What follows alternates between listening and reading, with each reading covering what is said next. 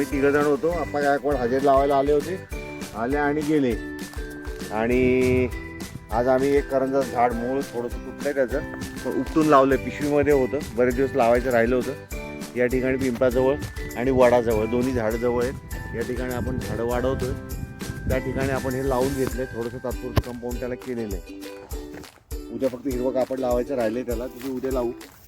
आता फक्त आम्ही हे काम उरकलं. आणि आज बऱ्याचशा झाडांना आम्ही शेण गोळा करून बऱ्याचशा खालनं येतानाच आम्ही शेण बारीक करून सगळ्या झाडांना टाकत आलो. अशी 15-20 झाडं आम्ही आप्पा आहेत, मी आहेत किंवा हे आहेत याप्रमाणे केलेलं आहे. आणि उद्या परवा मग राहिलेलं आम्ही काम पूर्ण करू. असं शेण आम्ही गोळा करून आहे ना, प्रत्येक झाडामध्ये वाळलेले शेण बारीक करून टाकलेलं आहे.